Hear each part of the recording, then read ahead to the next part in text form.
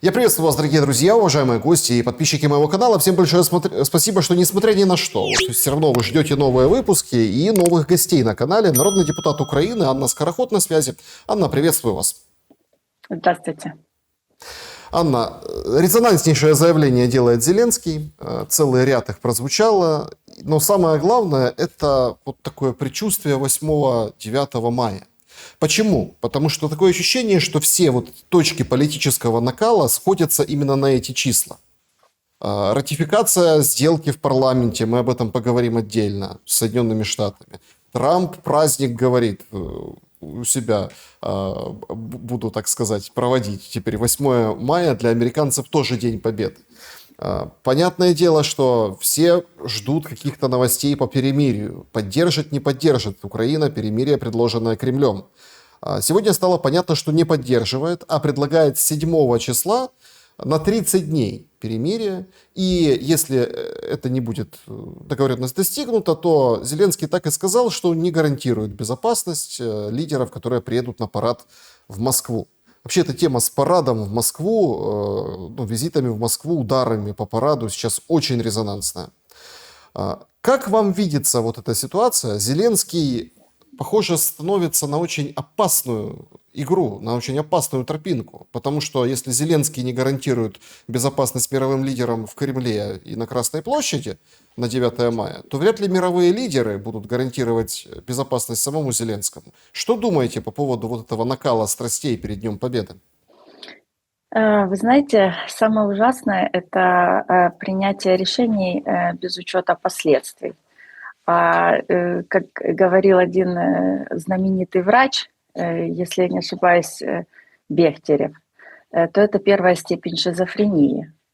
Вот. Как ни крути, мы должны понимать, и Зеленский в том числе должен понимать, что в такие игры не играют, и что каждое его слово о каких-то возможных угрозах в одну или в другую сторону, это будет следствием человеческие жизни. Вот. А человеческими жизнями не играют. И самое ценное, что есть у человека, да, по большому счету, это жизнь. И мы не можем делать так, политики, я имею в виду, чтобы люди страдали от того, что мы заявляем или не заявляем. Более того, когда ты что-то заявляешь, ты должен понимать, насколько силен ты в том, чтобы отбить атаку в случае ее возникновения, либо нанести атаку. А просто поговорить, мы же не дети в детском садике, знаете, которые меряются, у кого пасочка больше. Вот, поэтому я считаю, что это недопустимо, это глупо, к сожалению, со стороны нашего гаранта.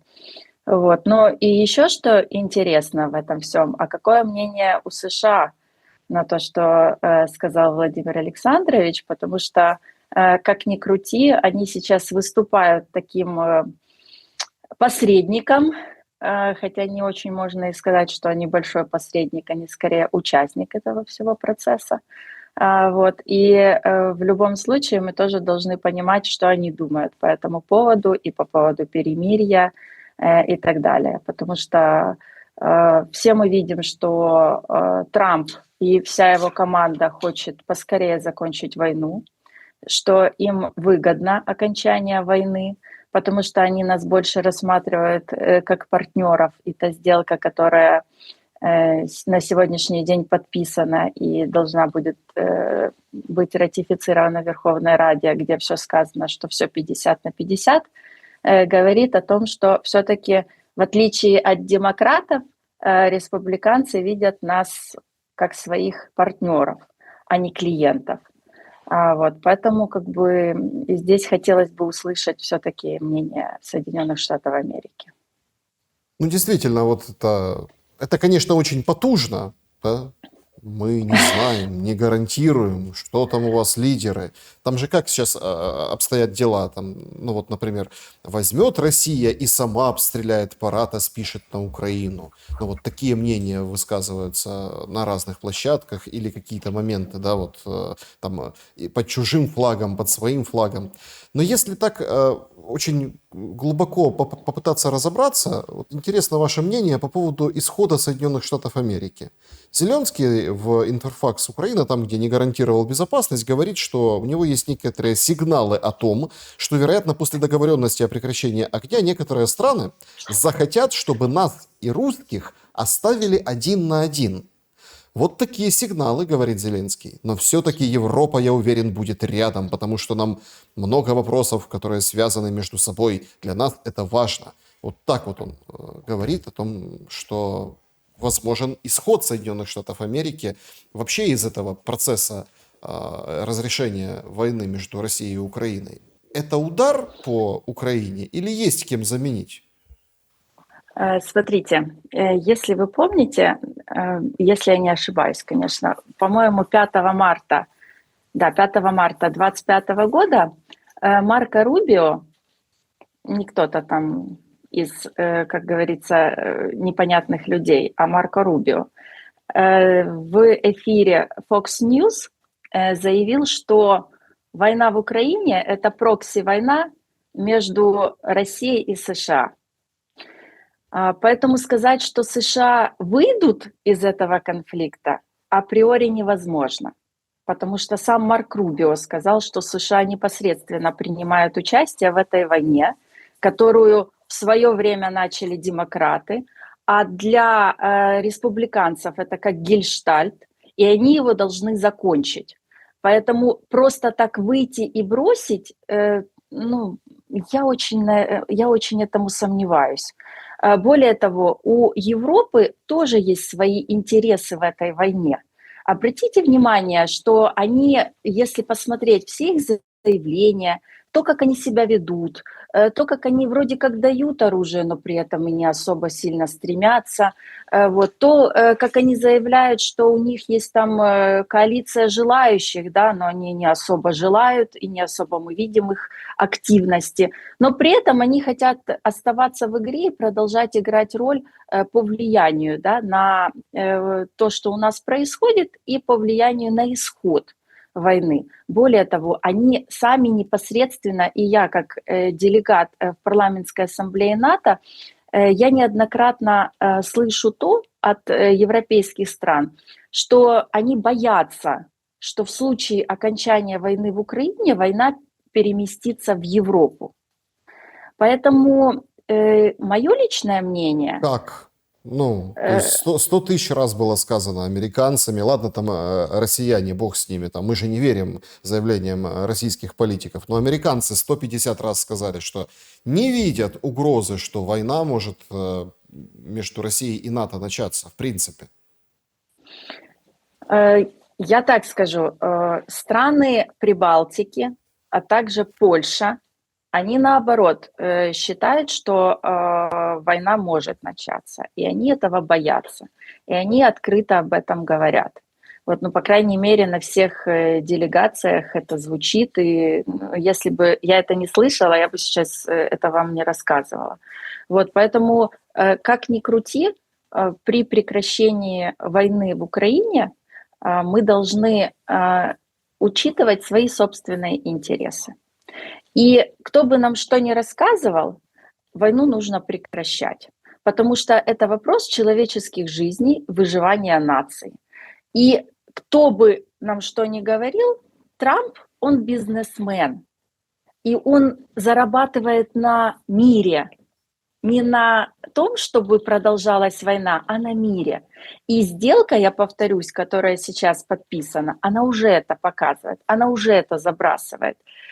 А зачем оставлять один на один Украину с Россией, если у Америки здесь есть интересы, и если у Европы здесь, в Украине, есть интересы? Ну, это же все равно, как ни крути, это война и борьба интересов. Анна, по поводу сделки. А что вообще в парламенте происходит вокруг вот этой ратификации и подписания? Мы видим, что галопом по Европам, то есть очень быстро-быстро внесли, там ночью, чуть ли там, ну, 1 мая фиксировано, но внесли там в 23:59 для того, чтобы как можно быстрее поставить на голосование. Там есть регламент, 7 дней, быстро соблюсти. В общем, предварительно на 8 число назначено. Так, а депутаты вообще понимают, за что они голосуют? Нет. Более того, я думаю, что никто из людей, которые читали соглашение, не понимает, за что будет происходить голосование. По одной простой причине. Вот я, кстати, я готовилась, поэтому я еще раз перечитала эту сделку, и если вы посмотрите, она везде отсылает на соглашение про ограниченное партнерство. Вот это основная сделка. Но никто не говорит нам, а что же будет в этом соглашении. И все предварительные договоренности о форме компании, о том, как она будет управляться, кем она будет управляться, это все слова. У нас нету конкретики. То есть мы, как парламент, должны проголосовать за что-то, не зная за что. Нам ограничили какие-то рамки, но при этом мы не понимаем, во-первых, почему президент Зеленский скинул ответственность по сделке без гарантий безопасности на парламент.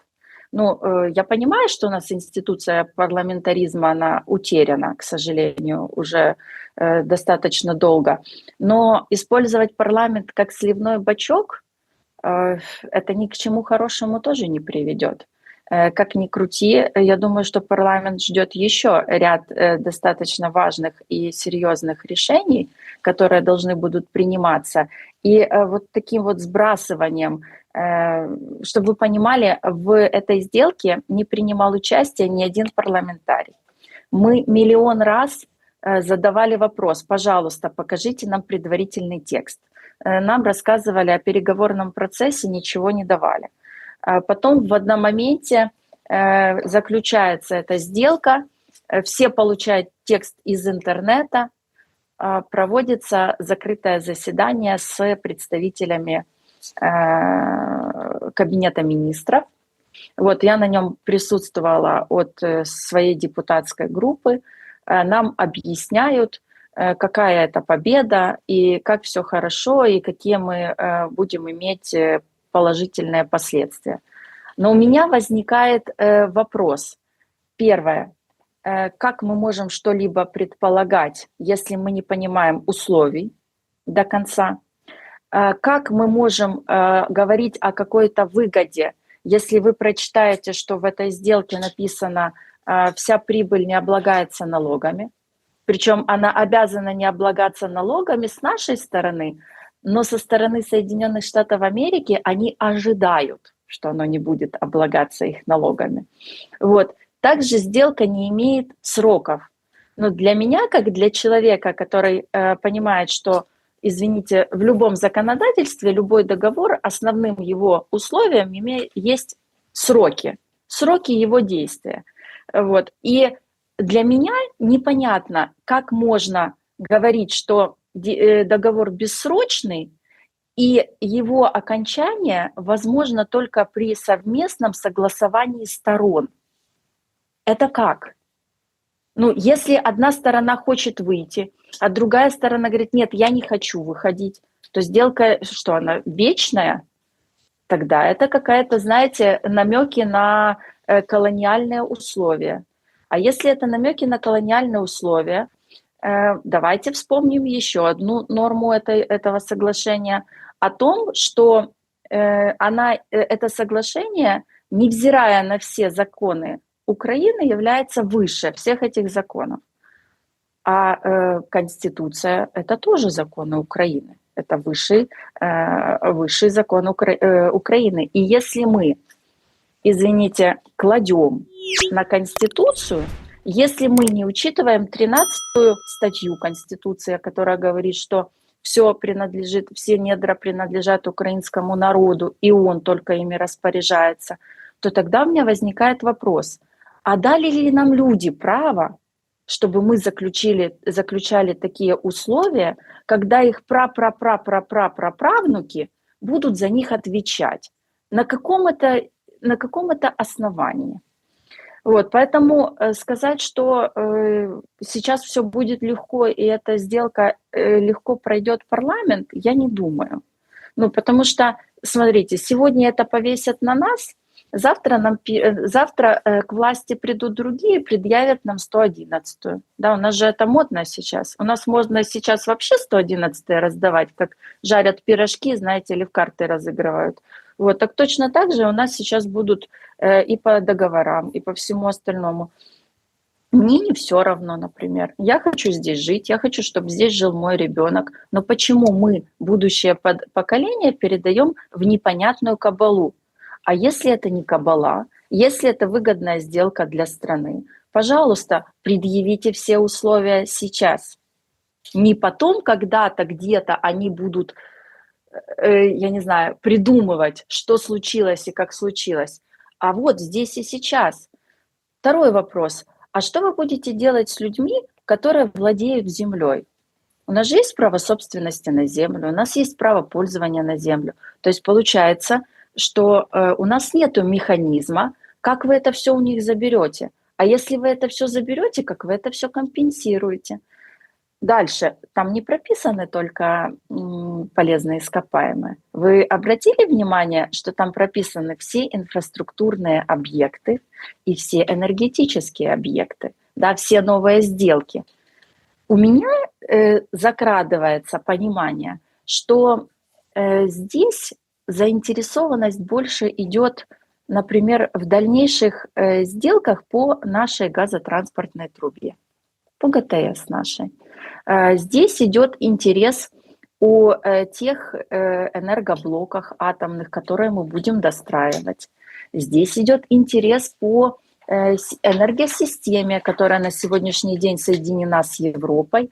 И если мы будем увеличивать перетоки, да, если мы будем увеличивать экспорт электроэнергии, получается, эта компания, которая будет создаваться на основании этого договора, она будет указывать и решать, быть этому или не быть.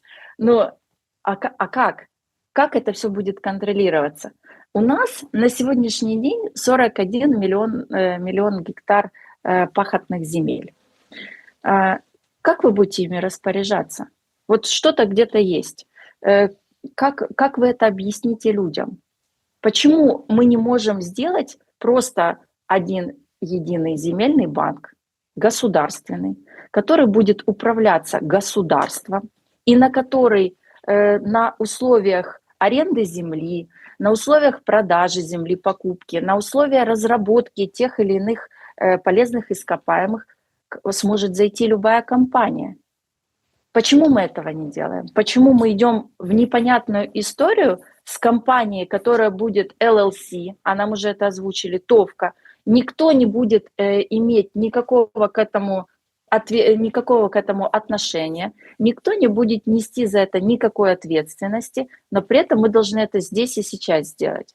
Дальше, у меня есть еще интересный вопрос, маленький. Если вы возьмете первую страницу этого соглашения, там есть такой пункт, который говорит о том, что, беря во внимание, что Соединенные Штаты Америки и Украина желают обеспечить, чтобы те государства и другие личности, физические лица, которые действовали вражески против Украины в конфликте, не получили выгоды от восстановления Украины после прихода длительного мира. Это что? Ну, вот вроде бы как ничего страшного не написано, если это не проанализировать. А теперь давайте проанализируем. Значит, компания с ограниченной ответственностью, LLC, будет решать, были ли эти страны вражески настроены в конфликте перед Украиной. Это они сразу весь БРИКС отмели? Ну или как это воспринимать, как это понимать? Если я ошибаюсь, пожалуйста, дайте мне разъяснение. Если я ошибаюсь, пропишите четко, Не что-то эфемерное, которые вражеские кто-то там.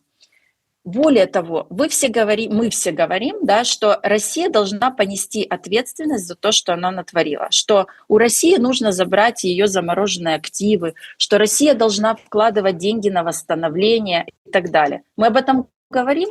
Говорим. Это заявляют все. Вы этим пунктом это все нивелируете. Так что же вы хотите? Ну, вы или умные, или красивые, по-другому не бывает. Дальше. Ну, то есть я хочу еще здесь Китай. проакцентировать. То есть, смотрите, как бы Мгм. страны вражески настроены. То есть Да, это много стран, это понятно, там Беларусь, БРИКС, как вы говорили, полбрикс. То есть БРИКС. они не смогут заходить в проекты, вкладывать деньги. Получается, вот эта вся история, которую нам Шмыгаль рассказывал несколько дней назад, о том, что репарации прописаны в этом договоре, их не будет, этих репараций. То есть Ну, никто я не это будет, так понимаю тоже. никто не будет Я платить. по-другому Но это не могу там еще есть объяснить. в том, что вы зачитали, это там принципиально важный пункт. Это физические лица. То есть эта ТОВКа легализует весь тот 8 тысяч с чем-то человек, которые под санкциями, без суда и следствия Непонятно во многом. зачем. Да, без единого судебного решения, без единой проведенной, извините, криминального проваджения. Это все сделано. А еще что самое страшное, там есть санкции против граждан Украины. Это как? Ну, то есть у нас законодательно вообще не предусмотрены санкции против граждан Украины, если они там не посягают на безопасность. Там нужно посмотреть точно, я не хочу сейчас, как это говорится, ошибаться. И Но это имеется у в виду нас терроризм. То единственное, что если они терроризм, это финансируют единственное, терроризм, да. все, И да. то там сказано, что человека, украинца, его можно лишить госнаград. Там надо посмотреть эту статью, она прямо в начале закона прописана, я не помню просто точно. То есть у нас получается, что мы этой сделкой сделали общество с ограниченной ответственностью выше всех законов Украины, выше Конституции, выше украинского гражданства. Вот. И мы дали непонятно кому, непонятно зачем и непонятно за что возможность распоряжаться людьми, землями, деньгами, всем. По большому счету, абсолютно всем. Еще такой вопрос. А если, например, я не знаю, вы знаете, что сейчас Китай строит порт в Грузии? Да, тот, который хотели Вот. строить при Януковиче в Евпатории. Да, Глубоководный порт, да. да, вот. Мы друг друга понимаем. Вот скажите, если уже идут в обход Украины, да, чего нам ждать дальше? То есть потом, если приходит, допустим, Китай и говорит, я хочу вложить в Украину деньги и построить порт за 10 миллиардов долларов, сделать второй шелковый путь через Украину. Тут выступает общество с ограниченной ответственностью, встает, говорит, нет, нас не устраивает. Вы, Китай, были вражеской страной, хотя, по большому счету, войну у нас никто не объявил. Вы были вражеской страной, поэтому порт будет строить не Китай, а Франция за 20. Это как? А где демократия, о которой все так поют? А где свободный рынок, о котором все так поют? Где он? Ну, как вот эту сделку понимать? Только в чем я хотела бы, вот, чтобы даже люди отнеслись правильно. Не надо читать аналитику или те тезы, которые вам нарезали. Просто возьмите, прочитайте текст, потому что в самом тексте даже в мелочах заложены определенные вещи, которые вам никто не говорит. Вот, знаете, как у нас у одних это большой проигрыш, а у других это большая победа. Но никто не анализирует, никто не задает вопросов, правильных вопросов. Потом, скажите, вот нам говорят по этому же соглашению, суда не будет, все вопросы решаются переговорами.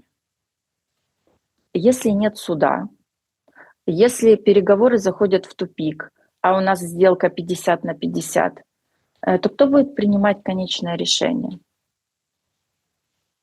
Ну, кто? Смотрите, тут можно сказать американская сторона, но тут же очень важный момент. А кто эти люди?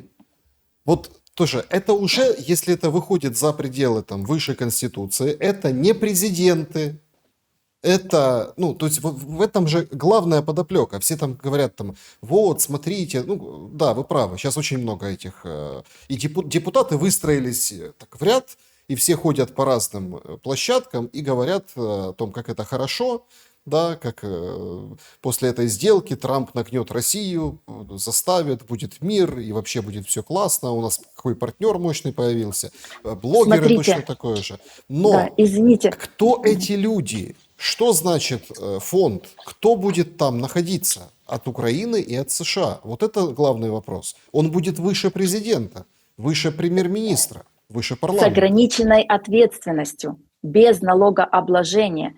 И если вы еще посмотрите, там прописано, что в случае каких-либо потерь, убытков и всего остального, их компенсирует украинская сторона. Если их компенсирует украинская сторона в совместном фонде 50/50, кто эти люди?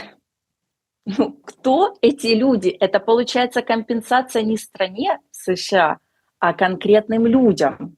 Кто они? Об этом на это никто не отвечает, на этот вопрос. Относительно партнера США, смотрите, для того, чтобы быть партнерами, нам не обязательно подписывать непонятные сделки и ратифицировать их в Верховной Раде. Это просто создается свободный рынок, когда на то, чтобы разрабатывать какие-либо полезные ископаемые, на то, чтобы управлять системами, на то, чтобы строить, инвестировать в страну, делаются свободные условия. И кто выигрывает, кто дает самые более выгодные условия сделки, тот и заходит на этот рынок. И поверьте, на рынке не должны присутствовать только Соединенные Штаты Америки, на рынке должны присутствовать все. Все, кто хочет участвовать в этом, все, кто готов в это вкладываться и за это платить. Потому что где есть международные деньги, войны нету. Никто никогда не допустит продолжения войны там, где есть деньги абсолютно различных интересов, абсолютно разных кланов, абсолютно разных государств и абсолютно разных представителей различных политических и экономических групп влияния. Поэтому вот это вот у нас очень мощный партнер Соединенные Штаты Америки, они и сейчас наш партнер, но они точно такой же очень мощный партнер Российской Федерации. Это тоже нужно не забывать. И если бы они так сильно яро выступали против России, мы бы не видели посредничества Соединенных Штатов между этим всем. Мы бы не видели того, что Трамп говорит, что он с Путиным друзья. Мы бы этого не видели. Поэтому нам нужно понимать, что мы у себя только есть сами. И только мы несем ответственность за все решения, которые мы принимаем. Что Америка действует в своих интересах. Европа и каждая европейская страна действуют в своих интересах. Россия, Китай и другие страны действуют в своих интересах. И нам нужно перестать бегать по всем, нам нужно перестать у всех что-то просить. Нам нужно наконец-то, чтобы наши политики поняли, что будет Украина только тогда, когда мы будем не защищать интересы Америки, России, Европы или еще кого-либо, а когда мы будем защищать интересы Украины и украинского народа. У нас же по большому счету, если вы обратите внимание, у нас за всю историю Украины политиков, которые представляли интересы народа Украины, не было. Посмотрите, у нас всегда это либо большой бизнес, представители большого бизнеса, либо это сами собственники большого бизнеса, это либо представители грантоедов, да, определенного течения, демократического в Соединенных Штатах Америки, либо Соединенных Штатов Америки, либо России, либо, я не знаю, кого угодно, вот кого угодно. Возьмите любую, проанализируйте политическую партию, политических лидеров и все остальное, кого угодно, только не украинского народа. Ну, а по-другому не будет. Мы либо сами себе, либо нас. И тут надо уже, знаете, как бы определиться, мы умные или красивые. И рассказывать, как сильно мы сильны, как мы все можем, мы сможем только тогда, когда мы будем сами принимать решения относительно своих редкоземов, относительно своих энергосистем и всего остального. Более того, а что вы будете делать, вот, да, вот мы говорим, там подписывается сделка, а что вы будете делать с теми полезными ископаемыми, да, которые находятся на оккупированных территориях? Что вы будете делать с угольными шахтами на оккупированных территориях? И другими, что вы будете делать с энергообъектами на оккупированных территориях? На них тоже распространяется эта сделка или нет? Ну, мне Где, кажется, что да. Знаете почему? Потому что, если так верить, опять это все сливы, это все, понятное дело, пресса пишет, но вот по логике, если так вот посмотреть на место этой сделки в этих планах, которые были слиты на прошлой неделе, ну и там сейчас тоже обсуждаются, Reuters, там разные пункты, ну, это неделю назад это все обсуждали. То есть по логике вещей все просто. То есть де юре США признают Крым российским, Украина, понятно, никогда ничего не признает, но благодаря вот этой ТОВке, или там ООО, да, Общество с ограниченной ответственностью, ЛЛС. вполне легально. То есть на оккупированных территориях работают американцы. Русские не против. Они вводят их в свое законодательство, но у них другие интересы гораздо дороже, более глобальнее по другим территориям. Ну, имеется в виду. Вообще есть даже такая версия, я не знаю, насколько это как бы сейчас, на данном этапе, сейчас это как бы имеет она право на жизнь, что эту компанию, этот частный фонд, вообще могут русские купить. Просто у американцев купить, и все. И проблема решена. Не признаете оккупированную территорию, не признавайте. Но продукция оттуда будет легальная и без санкций каких-то, которые там взбрыкнет, и Европа не отменит. Понимаете, в чем проблема? Вот все, что мы сейчас говорим, это все, как нам кажется. Кажется, креститься надо, знаете, есть такая пословица. Вот. Проблема заключается в следующем. Этого нигде не написано. Да. Этого нет в этом соглашении. Это все иллюзия или это то, что нам закидывают в общество для обсуждения, а вот если как-то там кто-то где-то и что-то.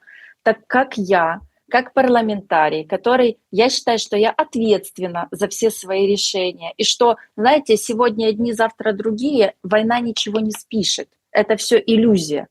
Как я должна проголосовать что-либо, непонятно что? Как? Анна, Как это вообще возможно? ну погодите, вы же участвовали в голосовании за продление военного положения за месяц до окончания существующего? Конечно. Мобилизация и так далее. Как и все, я проголосовала, кроме Алексея Гончаренко, который на этом хайпанул, я проголосовала за продление военного положения. Потому что нельзя не продлевать военное положение в стране, где идет война. Это, я не знаю, это, наверное, дураку понятно. Вот. А хайповать на этом и на болях людей я не буду. Вот поэтому, да, я проголосовала за это. Почему за месяц? Потому что указ про продление военного положения принимает президент. А у Верховной Рады, которая его просто ратифицирует, есть четко определенные на это сроки. Все. Поэтому, да. Но это ведь тоже, мы если оглядываемся назад и понимаем вот эту игру, в верхах, которую мы обсуждаем, частью которой является сделка, эти сроки, они тоже специально выставлены именно так, эти флажки. И мы теперь примерно понимаем, почему. Потому что вот сейчас нужно быстро проголосовать сделку, тогда нужно было быстро пройти. Что думается вам? Почему такая спешка и почему так все заранее?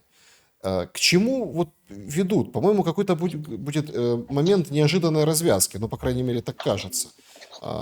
Будем креститься. Что думаете, куда Смотрите, все идет? смотрите, мы должны все понимать, что все идет к разделу. К разделу сфер влияния, к разделу власти. Я бы сказала, даже не к разделу, к переделу. Вот. И мы все должны понимать, что все идет к заключению мирного соглашения. И каждая сторона процесса переговорного по мирному соглашению хочет урвать для себя самые выгодные условия на будущее. Да, конечно, мы прекрасно понимаем, что на всех этих решениях потом можно будет играть. Каждый может потом кричать, что это все было незаконно, одни были легитимны, другие были нелегитимны, а нам никто не давал разрешений, а тот не проводил никаких опросов у людей и так далее. Можно очень много говорить. Мы можем точно так же, как все сейчас кричат про границы 91 года, там одни воюют до последнего, знаете, другие хотят мира, и, например, в моем окружении большинство людей действительно хочет мира. И сколько я не езжу по фронту, сколько я не общаюсь с ребятами, они хотят мира. У них не стоит вопрос сейчас даже границ, у них сейчас стоит вопрос мира. Они все устали, они все просто уже, знаете, на грани. Вот поэтому все идет к завершению, все идет к переделу влияний и к переделу власти. Вот, и все идет к тому, что нас ожидают выборы, как ни крути, по окончанию военного положения. А оно, кстати, оно может закончиться и до того, как оно продлено. Это не является проблемой. Военное положение отменяется указом президента очень быстро. Как вводится, так и отменяется. Ну, то есть даже Вот, без поэтому парламента, просто... без парламента, да. Указ президента в связи с подписанием мирового соглашения отменить военное положение. Все. Потом мы все прекрасно понимаем, что все медленно, но уверенно идет к концу, и все медленно, но уверенно идет к выборам.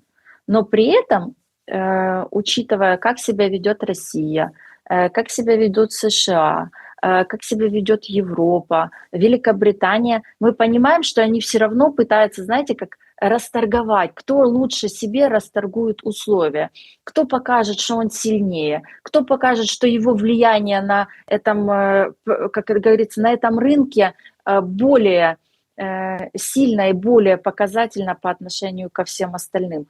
Ведь нам никто не говорит, да, что Украина, вы не переживайте, после подписания мирного соглашения мы вам гарантируем, и там раз, два, три, 10. Нам же никто такого не говорит, да? Нам все говорят, мы вас будем поддерживать до останнего, да? До чего? Ну, до чего конкретно? Где конкретное действие? Где конкретное решение? Оно же все вилами по воде писано. Обычная расторговля. Обычная расторговка, которая для людей представляется как большой борьбой за демократию. Вот это как я вижу. Зеленский ввел санкции на Арестовича. Да. Арестович, Кость Бондаренко, блогер Олежка. Позапрошлую итерацию санкции настигли и мою участь. Причем это так, ну, в мою голову. Но это так, это же нет ничего. То есть просто как бы как инструмент.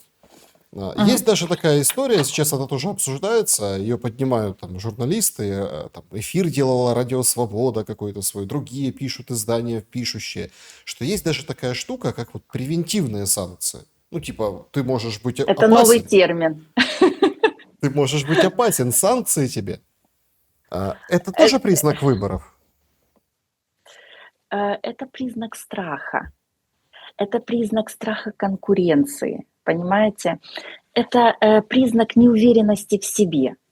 Потому что когда человек уверен в себе, когда он дает отчет своим действиям, когда он понимает последствия своих действий, и когда он не боится э, ответить за то, что он делает, то, в принципе, для него критика — это как бальзам на душу. Понимаете? Это вообще свобода слова — это показатель высокой развитости государства и показатель на самом деле демократических ценностей в государстве. Потому что у нас ну, на сегодняшний день мы можем видеть то, что, к сожалению, наша власть не может пережить мысли, даже допустить то, что они будут, что они не продлятся еще на один срок. И вот это для этого все и делается. Ведь никто не гарантирует, что завтра санкций не будет на мне, что завтра санкций не будет на любых других людях, которые хоть чуть-чуть, знаете, как пользуются элементарной популярностью среди людей.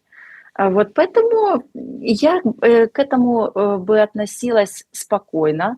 Я так скажу, что любой другой, кто придет к следующей к власти, снимет все санкции. И вообще, я думаю, что вот этот вот прецедент, который создали, абсолютно противозаконный, который не соответствует ни одной международной норме, который противоречит Конституции Украины, он будет уничтожен.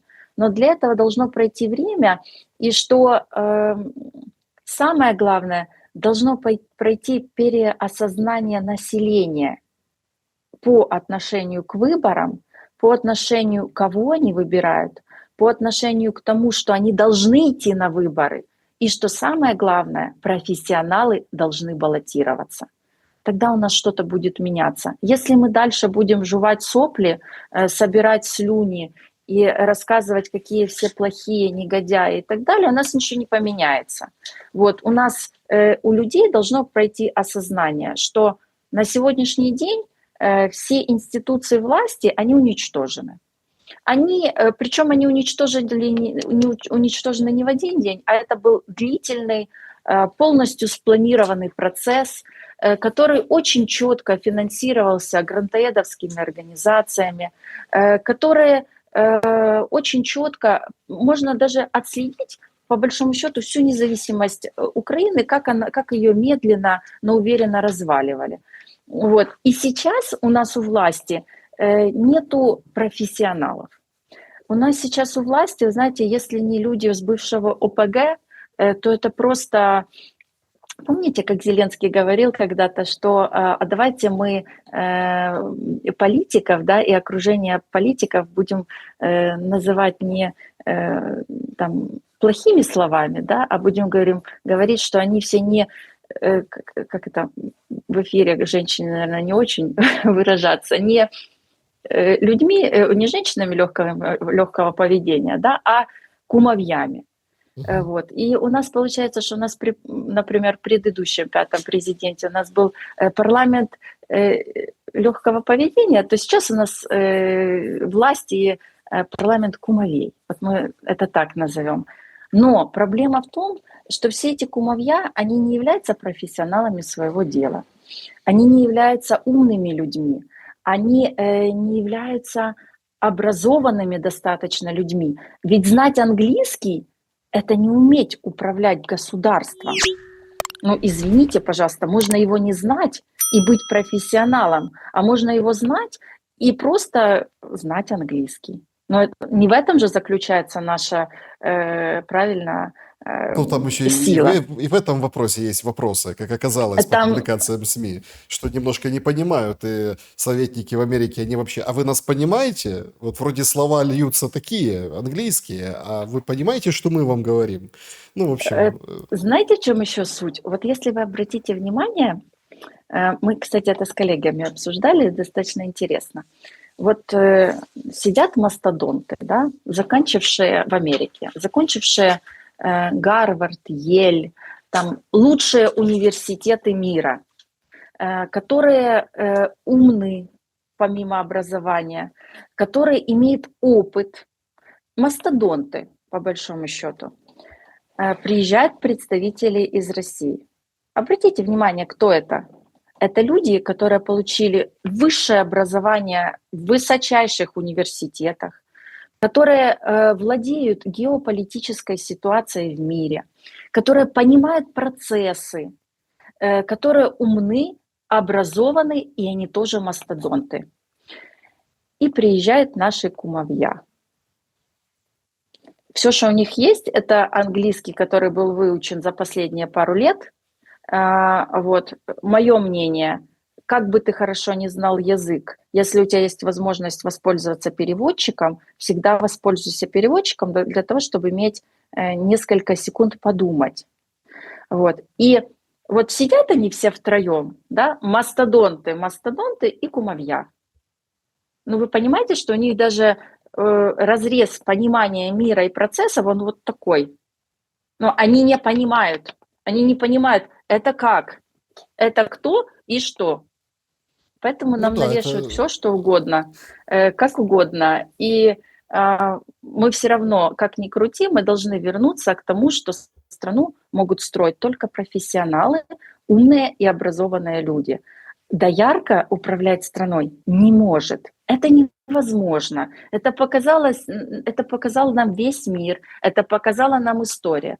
Поэтому, если люди хотят изменений, нужно идти на выборы, нужно баллотироваться, и нужно понимать, что от вашего выбора зависит ваше будущее. И если вам дают денег на один кроссовок, вы поймите, что за один кроссовок вы продаете свои следующие 5 лет минимум, а то и последующие жизни и годы своих детей, внуков и так далее. тяжелая такая аналогия с одним кроссовком, тем более, что многие там потеряли конечности, многие, как ни хорохорясь, как ни показывая такие потужные видео о том, как заботиться об солдатах, которые там без руки, без ноги, о том, что протезы какие-то, да, то есть нам это все демонстрируют, мол, смотрите, даже в «Холостяке» снимают человека, потерявшего конечности, прошедшего войну. Понимаете, в чем дело? Такая достаточно важная тема. Так а что с людьми будет? Вот мы с вами обсудили такие вроде большие вещи, да, и вот мы, если выходить на абсолютно человеческий уровень, за что воюют сейчас? И когда, например, нардеп Безуглая там чего-то пишет, это многое разное, пишет чего, а потом приходит к выводу и говорит, вы знаете, то есть получается по математике у нас 50% армии, ну, стремится к полтиннику, то есть 50% пол армии, СЗЧшники, а государство и парламент очередной раз уже продлевают вот эту отсрочку, ну да, чтобы не сильно наказывать СЗЧшников, которые одумаются и вернутся из СЗЧ. СЗЧ это как бы дезертирство, самовольное оставление части. Ну, кто там, может, не Это разное. понимает. СЗЧ и дезертирство – это разные вещи. Смотрите, Ну, имеется в СЗЧ – виду это для когда ты простоты. покинул… Да. Для простоты СЗЧ – это когда ты покинул расположение части. Дезертирство – это когда ты покинул поле боя, позицию. Вот в этом разница. И ответственность за это чуть-чуть разная. За дезертирство она там выше по криминальному кодексу. Вы знаете, ведь проблема СЗЧ и дезертирства – это не проблема того, что очень многие ребята остаются инвалидами на всю жизнь. И для нас сейчас и для будущей власти в том числе основной будет стоять задача, чтобы они себя не чувствовали брошенными, чтобы они были заняты, чтобы они были обеспечены, чтобы у них было нормальное медицинское обслуживание, чтобы они могли работать, чтобы их государство не кинуло. Ведь вспомните, и ведь на самом деле самое страшное для человека, когда он отдает самое ценное, да, это быть брошенным. Поэтому это большой вызов, это большая задача на будущее. Относительно продления СЗЧ, возвращения из СЗЧ, я вам скажу так. Ведь основания, почему ребята уходят в СЗЧ, они разные.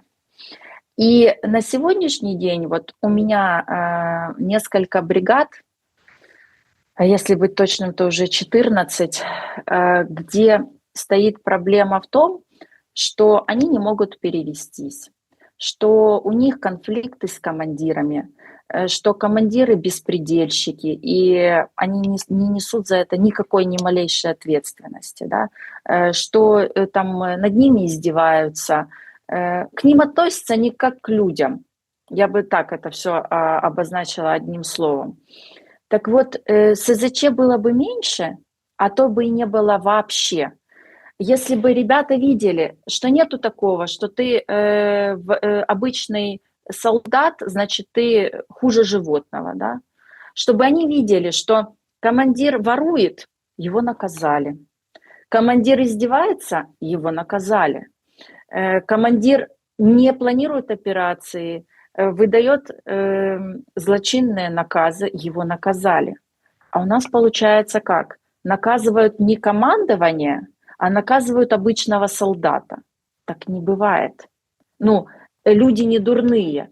У нас как прошел раздел общества при мобилизации, ведь давайте честно, в начале войны, несмотря на то, как у нас были донецкие, днепровские, львовские, черновецкие, одесские, полтавские, мы между собой грызлись, началась война, мы это забываем, и все так раз объединились и пошли все вместе против внешнего врага. Было же такое в начале? Было. Что у нас произошло потом? Кумовья. Свои, свои своих, свои своих. Поэтому у нас произошло разделение общества. Ведь ни один генерал не понес потери. Правильно? Понесли потери обычные семьи учителей, комбайнеров, пекарей и так далее. У нас произошло разделение общества. У нас произошло то, что одни могут откупиться, да, одни могут забронироваться, одни могут получить отсрочку, а другие нет. И вот это внутреннее разделение – это самое страшное, что могло произойти. Ведь то общество, которое было объединено, вспомните, это же было настолько, ну, у нас не было там «ты мой враг, ты оппозиция» или нет, мы были в единстве. Потом в этот момент переломный все поняли, ага, одни зарабатывают на крови и их делают героями, а другие гибнут и про них забывают. Вот что самое страшное произошло, это разделение общества. Единственное, что сейчас, как это все можно спасти, это передышка, по большому счету, это остановление войны. Потому что кто бы что ни рассказывал, война – это беда и горе. Это беда и горе в каждую семью. Посмотрите, кто-то тяжело раненый, кто-то инвалид, молодые пацаны, у которых нету наследников, кто-то под флагами. Вы заходили на кладбище? Это же ужас, это трагедия. Это трагедия для всей нации. И вообще, когда началась война, это проиграли сразу обе стороны, потому что это трагедия. Если не смогли договориться, это говорит о низком уровне самообладания и профессионализма и дипломатии. Нам нужно это все остановить в любом случае. И нам нужно дать людям восстановиться, как минимум. А потом уже от политиков будет зависеть то, чтобы у нас снова не было войны. А войны не будет, если у нас не будет 5 гетьманов на одного казака, если у нас не будет вот этого внутреннего постоянного дерибана, если мы будем понимать, что у нас партнеры все, кто вкладывает в Украину деньги, и что нам нужно создать так условия, чтобы деньги были со всех сторон, чтобы не было интереса вообще здесь как-либо раскачивать ситуацию. Мы должны понимать, что у нас должны понести ответственность люди за те приказы, которые они давали. Война не может списать издевательства и уничтожение своих людей. Не может. При этом, я вам скажу, есть другая сторона войны. Это нормальные командиры, молодые командиры, которые планируют, которые берегут личный состав, которые делают все для того, чтобы Украина держалась. Что с ними на сегодняшний момент происходит? Их снимают, их всячески уничтожают, их нивелируют. И по большому счету, знаете, вот у нас как в обществе дисбаланс и вот это вот, как говорится, расчленение, так произошло и в армии. У нас это то же самое происходит в армии, что есть свои, а есть чужие. Вот, вот скажите, как вы думаете, будет ли Россия стрелять по китайскому порту в Грузии? Никогда не будет стрелять. Никогда не будет стрелять. Так она и по Грузии Поэтому сегодняшней стрелять уже тоже не будет никогда. Потому правильно, что но там я о грузины другом сделали говорю. выбор здравый. А если в Одессе будет китайский порт, будет ли Россия стрелять по Одессе? Не будет. Если будет стоять американский порт, если будет стоять Саудовской Аравии порт, если будет британский порт, у нас должен быть микс. У нас бизнес должен быть со всех стран. Смотрите, Везде. Со свободным рынком. это очень дискуссионная тема. Я считаю, что все власти политики, мое личное мнение, если кому-то интересно, я думаю, что надо сделать так, чтобы по украинскому порту с украинским флагом сосед или кто-то другой не стрелял. Нужно так вести политику, а не потому, что у нас там тут китайцы, тут арабы. Это я, в принципе, вспоминаю Зеленского в 2019 году, который так обещал нам строить страну. Помните? Говорит, что нет, все, Обещать не значит жениться. территории не важны. Ну, вы же тоже бывшая слуга народа. Ну, вы же Меня понимаете, о чем выгнали. речь.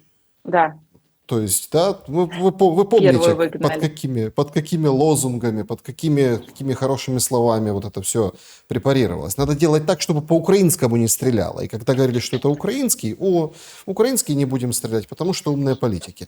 Скажите, вот так вот, двигаясь к финалу нашей беседы, я на самом деле, ну, потому что события такие.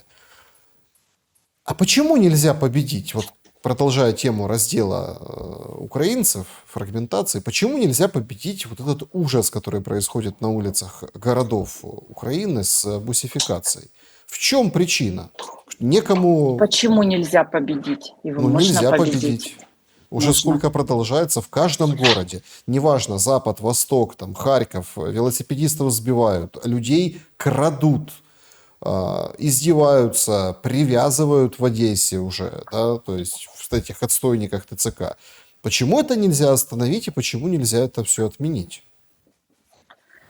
Смотрите, это не просто можно победить. Тут вопрос желания.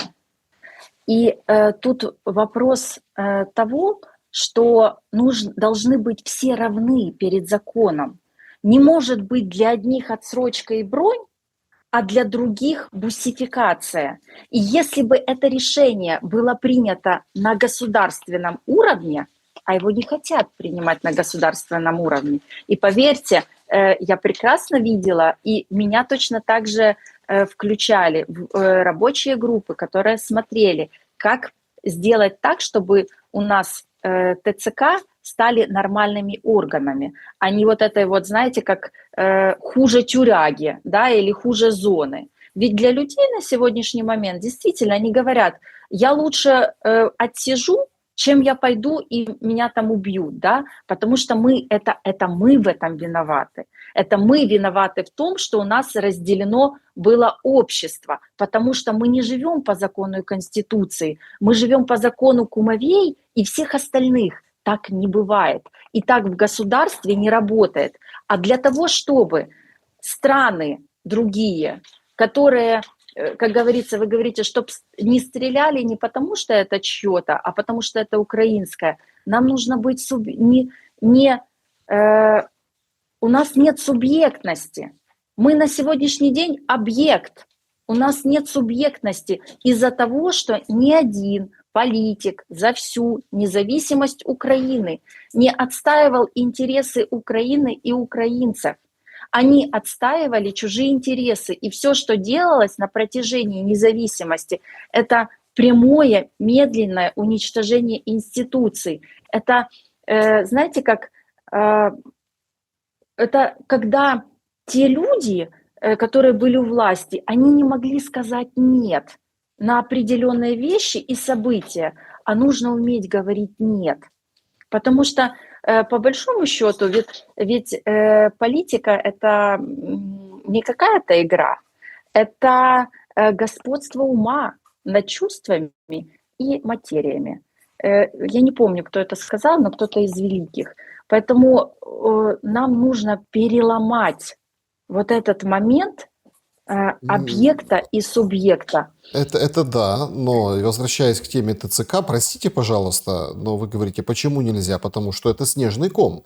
Если раньше были просто ТЦКшники, люди увидели, переходили на другую сторону улицы, то сейчас к ТЦК присоединяется полиция. Ну, вы видели эту историю из Татарбунар, Одесская область, где... Оно Ну, везде. нет, я просто Оно конкретно везде. вам хочу конкретный пример привести. Сбила полицейская девочку, слава богу, никто не пострадал. Зашел папа в райотдел узнать, а как там уголовное дело. Его как бы спеленали и в ТЦК. Ему стало плохо, отправили в больницу. Из больницы с гипертоническим кризом опять приехали. Причем мы же видим, как двое, трое, и с ними полиция рядом. Крутит, ломает не только уже ТЦК сейчас, а и полиция. Это означает только одно, что эта система укрупняется и становится мощнее. То есть к одному органу другой орган присоединяется. Это система, когда одни органы имеют права, а все остальные нет. И это, знаете, как это безвластие на самом деле. И это показывает то, что правоохранительные органы, которые покликаны оберегать и помогать людям, делают все наоборот. Почему у нас у нас в МВД куча людей, да? У нас есть огромное количество мобилизационного возраста пенсионеров, МВД, там, ДСНС, приграничников, прокуроров и так далее. Почему они не на фронте? Почему люди, которые умеют обращаться с оружием, которые знают, как ни крути, что это такое, они не на фронте? Почему у нас большие офицеры не на фронте? Ведь эта система, это не вопрос полиции ТЦК, это вопрос к системе, это вопрос к тем полномочиям, которые им предоставили, и это вопрос к тому, что они не несут за это ответственности. Вспомните Вторую мировую войну. Кто у нас немцев людей сдавал? Кто у нас работал этими полицаями? Кто? Свои. Вот в чем проблема, понимаете? Поэтому, как ни крути, здесь нужно понимать, что для того, чтобы полиция этого не творила, для того, чтобы ТЦК этого не творили, для того, чтобы мобилизировали всех, для того, чтобы не было такого, что одни имеют отсрочку, другие не имеют, одни имеют бронь, другие не имеют бронь, одни просто денег дали и все закрыли, у нас должна быть ответственность. И у нас не должно быть списков избранных кумовей и списка неизбранных. Так оно не работает. Понимаете? Потому что, по большому счету, люди съедят потом себя в итоге сами. Ведь с войны вернутся. Ведь потом начнут задаваться вопросы, а где ты был? Правда? А потом начнут же говорить, а мы туда не посылали. У нас уже это началось. Это страшные вещи. У нас в каждой второй семье, а может быть и в каждой семье, есть оружие. Как мы дальше будем с этим справляться? Вы его у людей не заберете.